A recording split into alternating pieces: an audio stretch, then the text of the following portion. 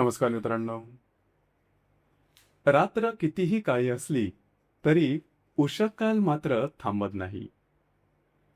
कर्क राशीसाठी मे महिना हा फक्त काही एक नवीन महिना किंवा नेहमीचा नवीन महिना असा अजिबात नाही. हा त्या उषःकालाची सुरुवात आहे, ज्याची तुम्ही गेल्या 2.5 ते 3 वर्षापासून वाट पाहत होता. कर्क राशीचा स्वभाव म्हणजे भावना, जपणूक, नात्यांमध्ये संपूर्णपणे गुंतवणूक. पण गेल्या काही वर्षामध्ये तुम्ही जे काही अनुभवलं ते काही वेगळंच होतं. ते तुमच्या स्वभावाच्या अगदी विरोधात होतं.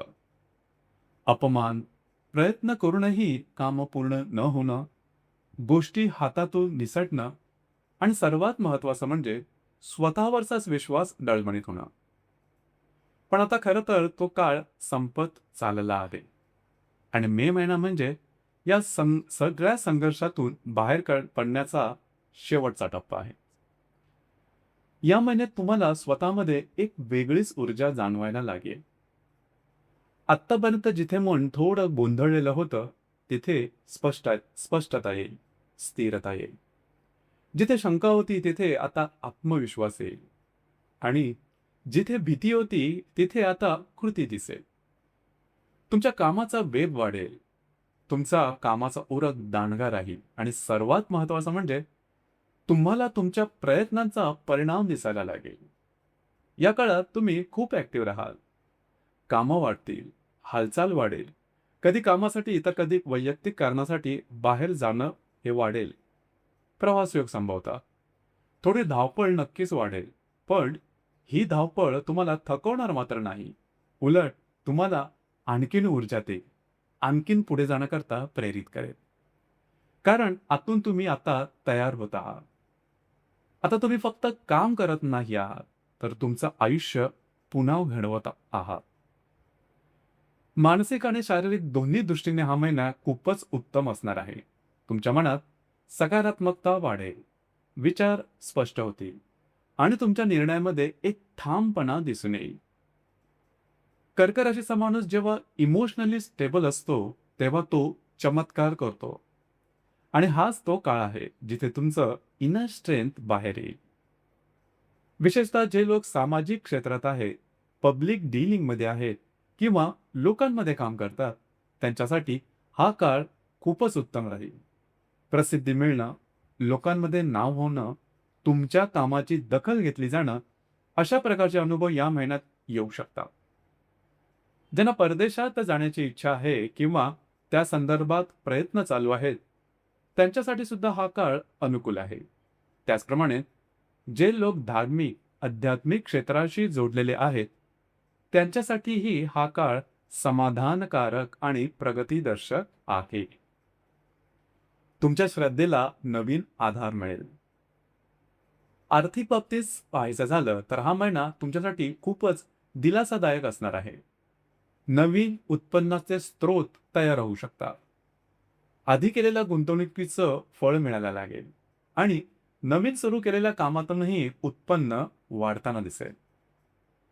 कर्क राशीचा स्वभाव थोडासा प्रॅक्टिकल असतो, व्यवहारी असतो आणि पैशाच्या बाबतीत तुमची गणित साधारण चुकत नाही आणि याचाच अनुभव तुम्हाला मे महिन्यामध्ये निश्चितच येईल.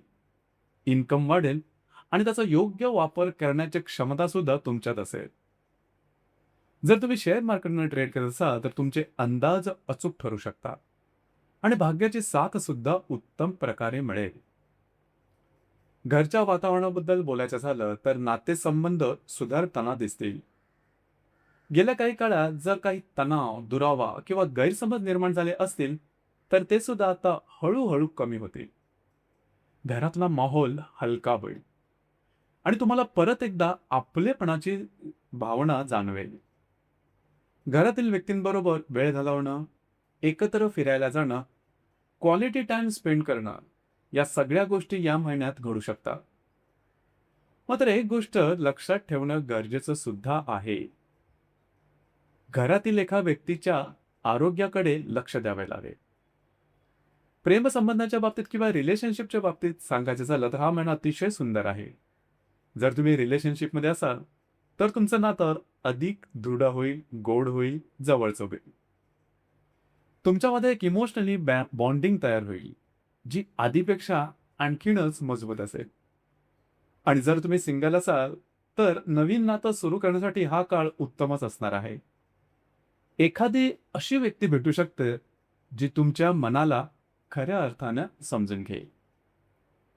वैवाहिक जीवनाच्या बाबतीतही हा महिना समाधानकारक आहे. तुमचं आणि तुमच्या जोडीदाराचं नातं अधिक स्थिर आणि समजूतदार होईल.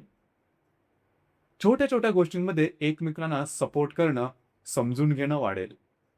आणि ज्यांचं लग्न ठरायचं आहे, त्यांच्यासाठी हा काळ अतिशय शुभफलदायी आहे.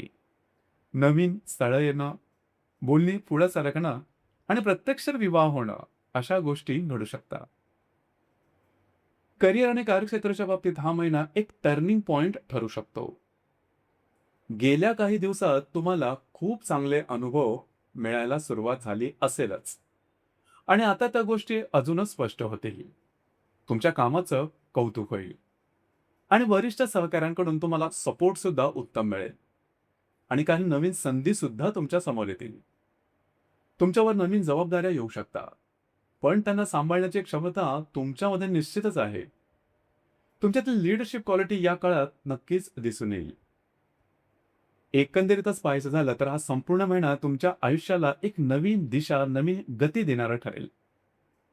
विशेषतः आर्थिक आणि करिअरच्या बाबतीत तुम्हाला एक स्पष्ट मार्ग दिसेल. गेल्या गेल्या 2.5-3 वर्षापासून जो संघर्ष, जो त्रास, जे अपमान तुम्ही सहन केले असतील, त्यातून बाहेर पडण्याची वेळ आता येऊ घातलेली आहे. एक गोष्ट मात्र लक्षात ठेवा, साधारणतः 17 ते 22-23 मे तारखेच्या दरम्यान थोडंसं स्वतःच्या खर्चावरती लक्ष द्या. अनपेक्षितपणे खर्च होऊ शकतात. त्याचप्रमाणे भावंडांच्या किंवा जवळच्या व्यक्तींच्या आरोग्याकडे सुद्धा लक्ष देणं तेवढंच गरजेचं राहील. या महिन्यात खास करून पौर्णिमा 2 दिवसांमध्ये आहेत. 1 तारखेला एक आहे आणि 31 तारखेला आहे आणि 16 तारखेला अमावास्या सुद्धा आहे. अर्थात तुमच्या राशीचा स्वामी चंद्र असल्यामुळे या दिवसांच्या आसपास तुमच्या भावभावनांमध्ये चढ-उतार जाणवू शकतात. त्यामुळे या काळात कोणतेही मोठे निर्णय घेऊ नका. वादविवादात पडणं टाळणं बरं होईल.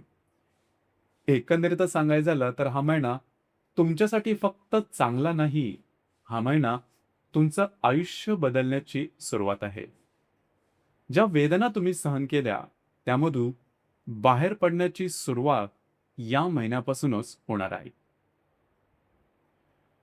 तर मित्रांनो, हे होतं कर्क राशीचं मे 2026 करताचं संपूर्ण राशीफळ. धन्यवाद.